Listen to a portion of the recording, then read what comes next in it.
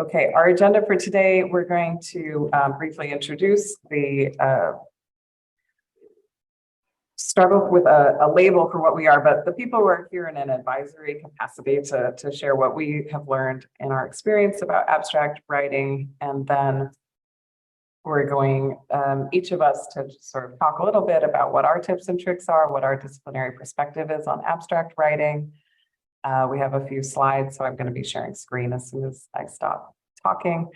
And mostly we hope that after this kind of brief presentation of sort of standard approaches to abstracts, we can have plenty of time to do question and answer, and people can, raise issues or questions that maybe you've wondered about but not known where to find the answer about. And I think that we're a large enough group that we will actually be able to do some breakout groups and discuss, more personalized issues that might be coming up in your abstract writing.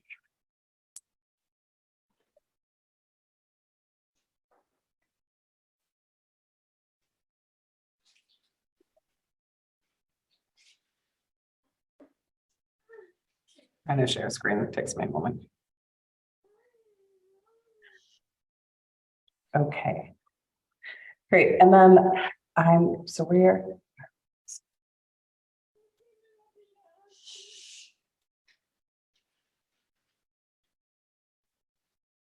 okay, so this is material that one of our board members, who unfortunately couldn't be here today, Crystal Palima, kindly shared from how she teaches abstract writing in the context of anthropology and African studies. But these are really solid suggestions regardless of discipline, which is really thinking about the abstract in a fairly formulaic way, that there are like some key ideas that need to be communicated. You need to introduce the topic, give sufficient background or motivation to the person reading it to understand, what is coming. Then to share your purpose or your goal, like what are you going to do in this paper or presentation? This is very much like the concrete, like what are you going to do? I'm going to explore the theme of, I am going to examine the work of X, etc. If you are working in the frame of a research question, that could be where this is presented, right? In order to better understand the following phenomenon, I will, etc. Followed by application and analysis. So this could be more detailed support of that argument, like what authors, what literature, what fields of study may you be enlisting in order to discuss this. And a concluding sentence, which to me, this is the art of the abstract, is to have a very tight, meaningful, but also compelling concluding sentence that convinces a reader who may very well not be in your discipline of why this is really important, right? Like what is the meaning, significance of this topic.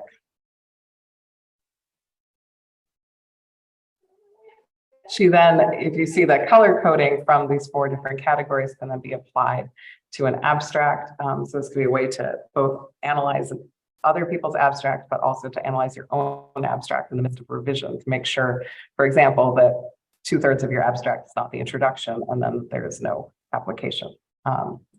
So this, this example here gives us sort of impact, topic, and significance all in a single sentence. The female genital cutting is a ritual impacting 200 million women and girls around the world. So I think it's a really powerful statement because it gives us an act, a location, and a scale of an issue. What is it doing? This paper is examining this practice. Where specifically in Guinea? How in the application, using a feminist approach, right? So giving the reader a sense of what field knowledge we're going to be using. And then finally closing with why this topic is important, literally telling us without any hesitation, this topic is important because it is a practice that impacts millions of girls and women. So, okay, I am going to pass the mic to Alex Lenoble. Yes. Okay, so yeah, the colors, sorry, but the coding colors are not exactly the same. But so I can, yeah, and the structure is a little bit different. it's a little longer abstract, but I mean the principle remains the same. So so here it's an abstract that I wrote. It's about a play by Frank Etienne, and so how it's organized. So you see on the left. So the first sentence, it's introduction sentence, context. It gives the context, the title, and the author of the play I will analyze. Then, but also like making sure that it's a sentence that is strong enough for an introduction. Then, so there is a brief summary of the play. So that's important if you are working with literary works or films, for instance, to give a very brief but pertinent summary of your object of study. Then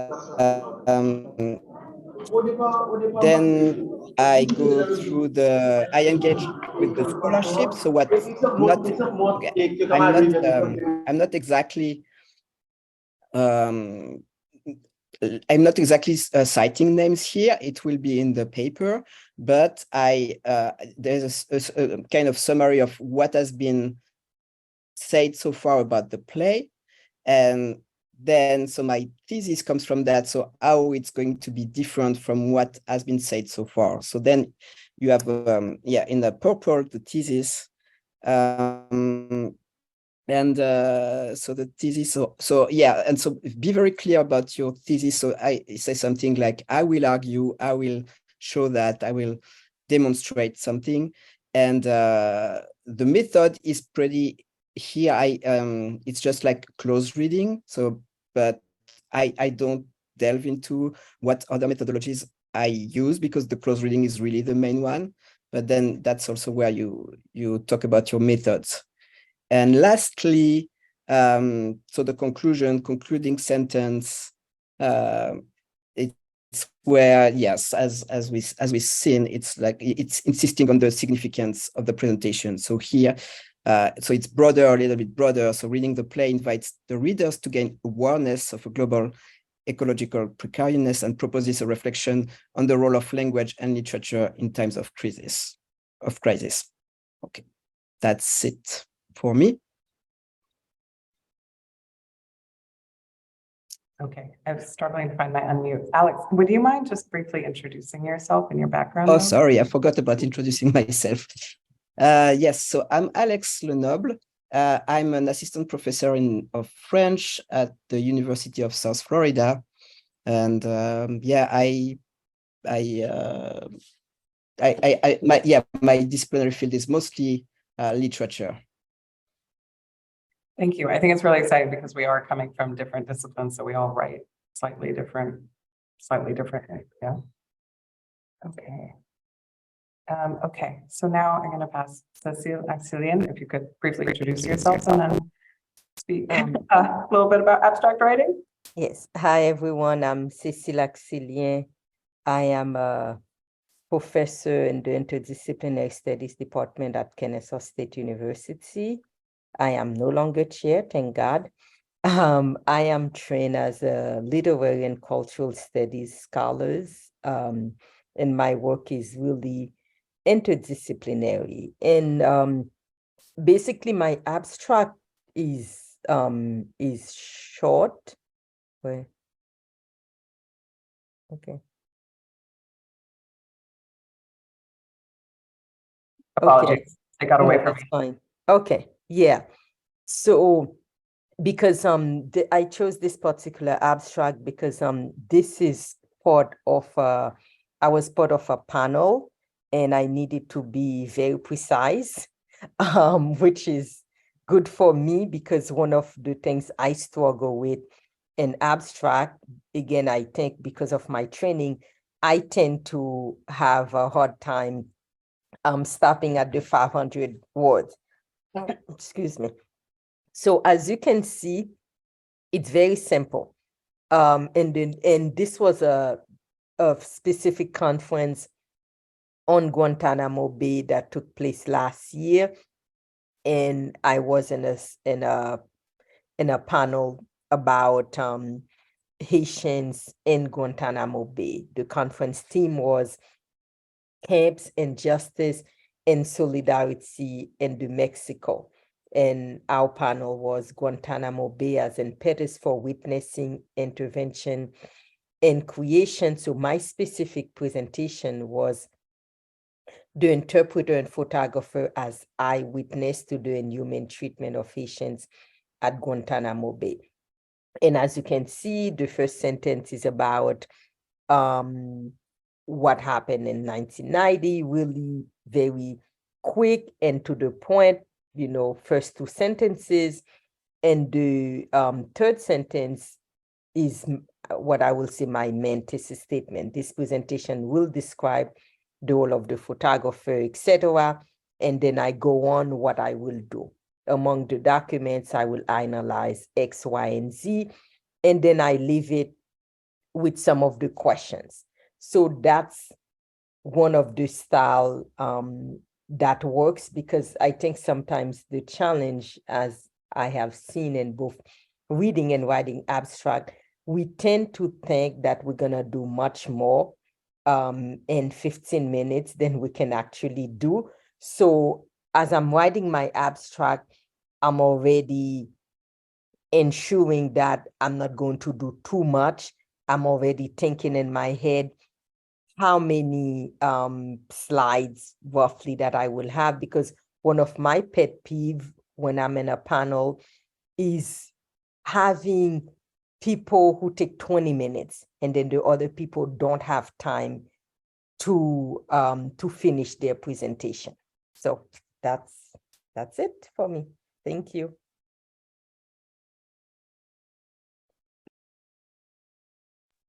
I think also just to see the sort of variety, we have another person's abstract from the same panel, right?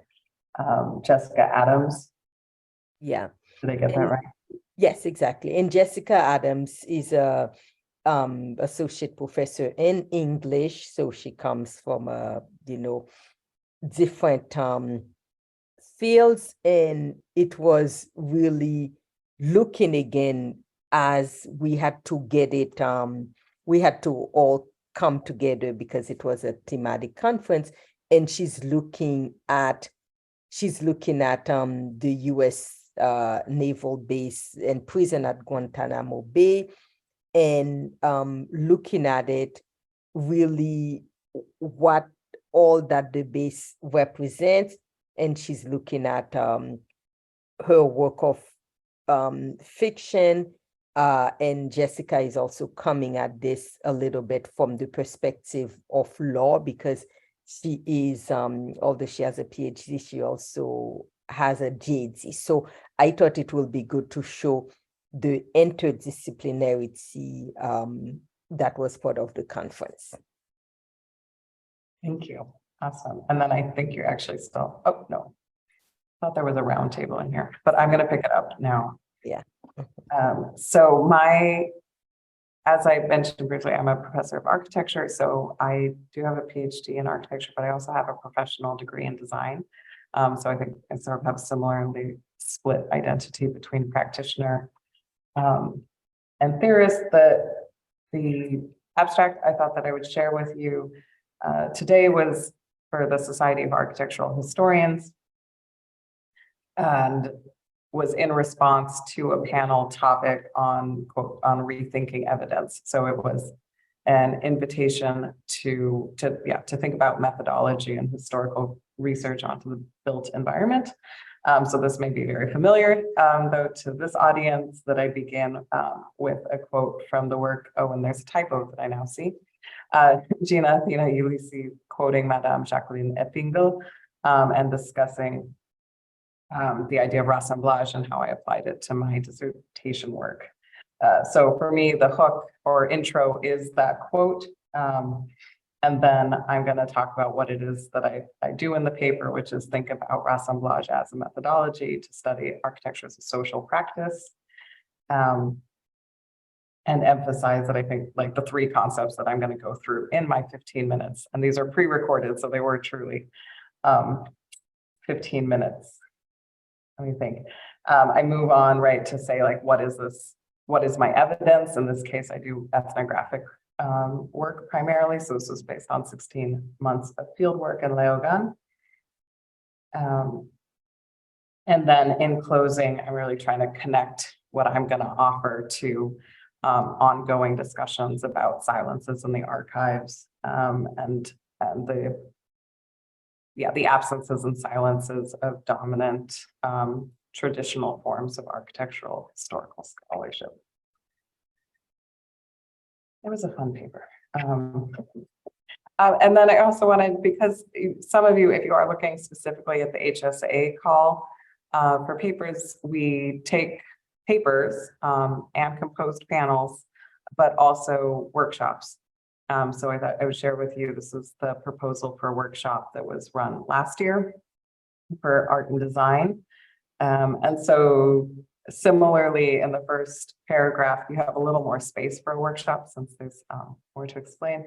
We're trying to explain the theoretical or conceptual underpinnings for it, connecting design to practices of petit marronage, and we were thinking with bell hooks and thinking from the margins as an act of resistance as we were writing this. Then we're trying to do like a who and why and how answer. So who we're inviting, scholars, artists, artists, and what sort of disciplines we're expecting to come in, trying to say as concretely as possible what we will do, that this was going to be a hands-on workshop where we had people writing and drawing and responding to questions. Specifically, these 3 guiding questions that we offer that we discussed. And then, yeah, finally, like the stakes or the importance that we saw this workshop as the beginning of a conversation between people who are interested or engaged in art and design in the context of Haiti and the Haitian diaspora.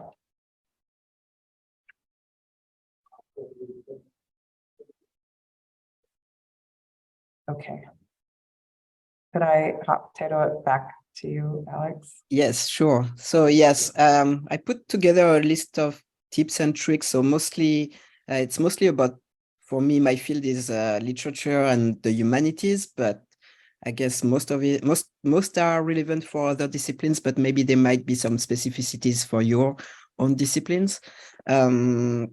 So starting with a strong sentence or citation. So that's an advice I often give my students when they don't know how to start. Starting with a compelling citation is a good way to do it. You don't have to come yourself with a strong sentence. If you find something that can start and compel your reader, that can work. So make sure the opening sentence or citation is relevant and compelling. Then providing relevant information. So you need to give some, depending on your topic, of course. So there is a balance between giving enough background information, but not giving too much. You don't want to keep too much space to give information. So keep it concise. So yes, keep it concise and relevant to your talk. Assume your reader has some knowledge, but might not be an expert in the specific topic. So that's also important. Make sure that your abstract is understandable by someone who might not exactly know what you're talking about. 3, so this is like specifically if you're working on a literary works or films, provide a brief and relevant summary that sets the context for your argument. Keep it concise and focused on the aspects most pertinent to your presentation. So again, so if you're talking about a film, if you're talking about a book, giving a summary is important. You know, your reader need to know what you're talking about, but the summary has to be very brief because you don't have space again. Then something very important, obviously, is presenting your thesis clearly. Clearly state your main argument or hypothesis, making sure it directly relates to the conference or the panel theme and demonstrates a unique contribution to the field. And don't hesitate to just state, in my presentation, I will do this and that, I will demonstrate this, I will argue that. Okay. Then discussing your method. So it's important to mention the methodology you used in your research or analysis. This helps readers understand the foundation of your findings and the approach you took. So for instance, I put some examples here using trauma theory, affect studies, eco-criticism, but it can also be like, so, or close reading, but it can also be a concept that you're analyzing, or you can also walk through a specific author, and you can a specific critic, and you can say that too. Finishing strong is very important. Present your conclusion confidently, summarizing the key findings or implication of your research. You might, so you want to do that. You want to be clear about what you are going to give the reader to the presentation. So this leaves a lasting impression on the reader. But also, like, yes, make sure that your last sentence is impactful. Another advice I have is seeking feedback from someone who is outside of your field. It helps ensure your abstract is clear, concise, and accessible to a broader audience. It can also help identify any areas that might be confusing or need improvement. So, like, have readers. You can't send an abstract that you have not, that nobody has read before. It's really important that you have at least one person read it and tell you, yes, this is clear. It's impossible to see for yourself, especially if it's a topic of research you've been working for a long time. You don't know exactly, you lose the perspective on what you know and what your reader will know. And last but not least, so write your abstract with confidence and conviction. Make sure your argument and findings are presenting compellingly and persuasively. So it's not the moment to be to doubt about yourself. When you write the abstract, you want to say, this is what I'm doing, this is what I'm going to demonstrate, and this is why it's important. That's it. That's it. I mean, that's a beginning. Wonderful, thank you. Yes, and it's the beginning, right? And then you have to revise it and rewrite it. Yes. Revise it. Yeah, exactly. And one thing I was about to mention, and I love, Alex, the idea of someone outside of your field. I think that's so key, and I think that's key for everything, Grant, because we get into our field and into our head to have someone else say, does this make sense, and not use too much jargon, too many jargon. But one thing I encourage people, and I do this myself, try as much as possible not to do this at the last minute. I think what happens is sometimes we think, oh, okay, it's only an abstract, it's 350 words or 500 words or whatever. I don't need a lot of time. For me, my writing process, I have to wait. It takes me time. And especially for many of us who negotiate in 2, 3, or even 4 languages, that time to let it pause and come back to it, even if you say, okay, I'm going to do the first draft today, I'm going to spend 30 minutes on it, and then put it aside and then wait like 1 or 2 days. So that's what I wanted to say. Thank you. Thank you. Wonderful. So I've mentioned in the chat to start thinking about questions or comments, experiences that you'd like to share. But I have a quick poll. I want to get a sense of who's in the room. So I hesitated to name domains, right? I don't want to, any exclusions are unintentional. But if you could respond to the poll. Yes.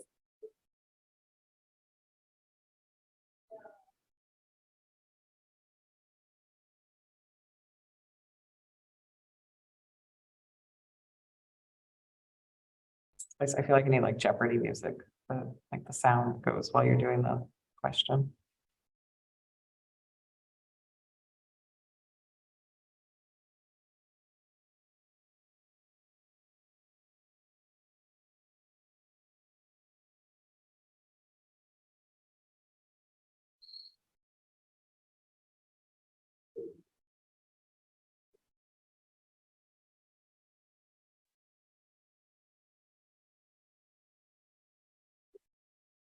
Okay, I'm gonna close it. Got 17 out of 18 of 19, 19 out of 19. Okay, 100%. Okay, so can everybody see? I'm not sure. Mhm. Yes.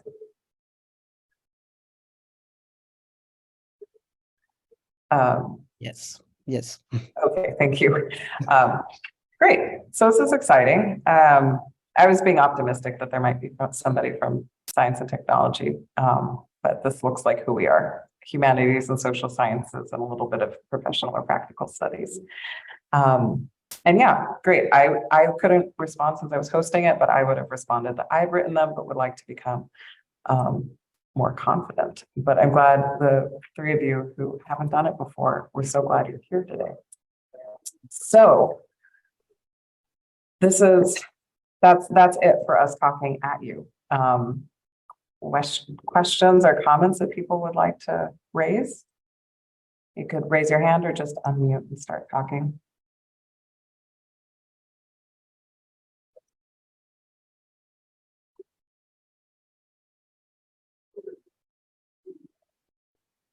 Okay, Alexandra.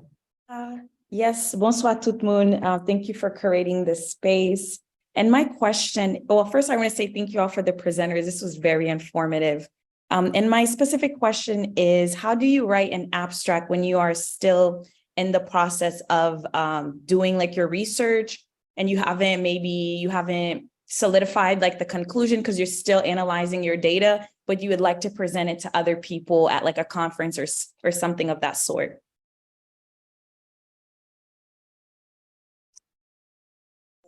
I mean, for me, I will take one part of whatever work I'm doing, and in the abstract, I have at times said, this is from a chapter of my current book on XYZ.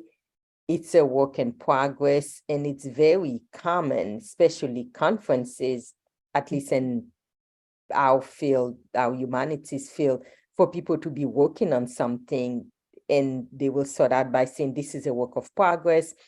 I encourage feedback. So I don't think you need to worry about that.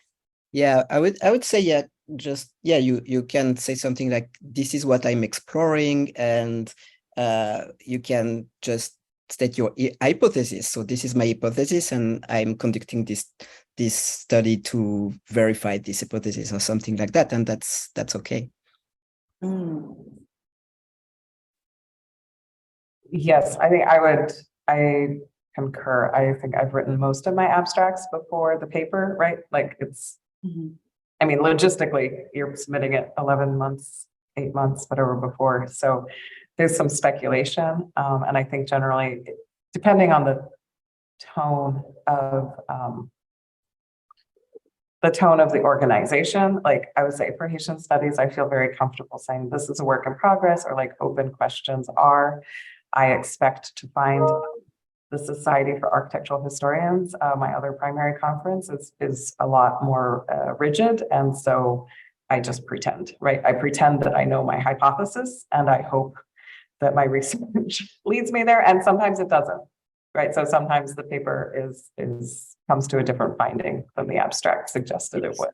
Yes, that's what I wanted to add. It's okay if you write an abstract and then when writing your paper, it's actually very different. That happens too.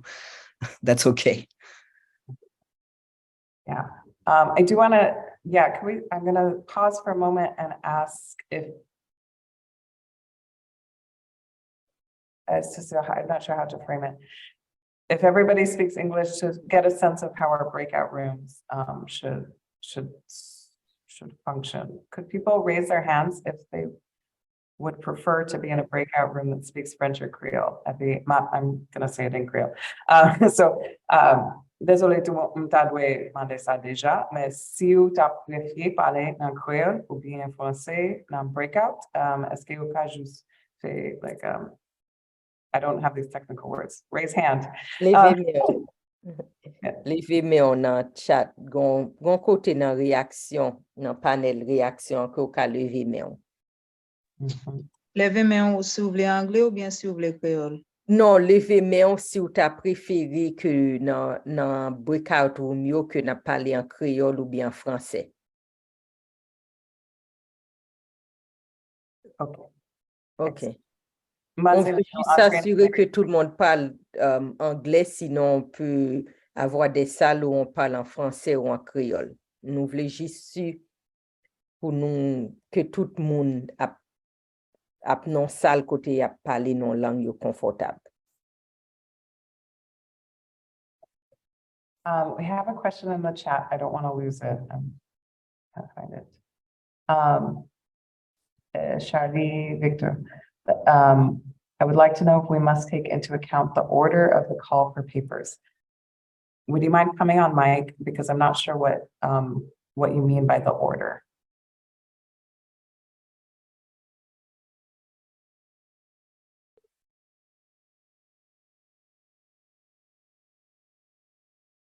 Oh, okay. We'll come back to it. I mean, that does prompt for me just a general comment that when responding to a call for papers, I generally like copy it into my Word document and highlight some of the key words and phrases that are being used to make sure that as I'm writing my abstract, I'm using, vocabulary that's aligned with the call. Great. Richie, you wanna unmute?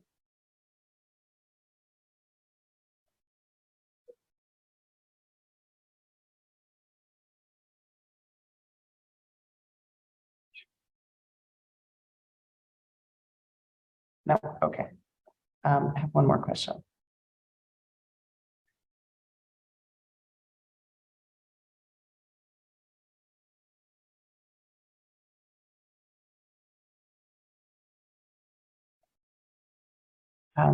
Sorry, Alex and Cecile, would you like to respond to Charlie's question if it's good to conclude with a hypothesis? I have a anonymous question I'm trying to process.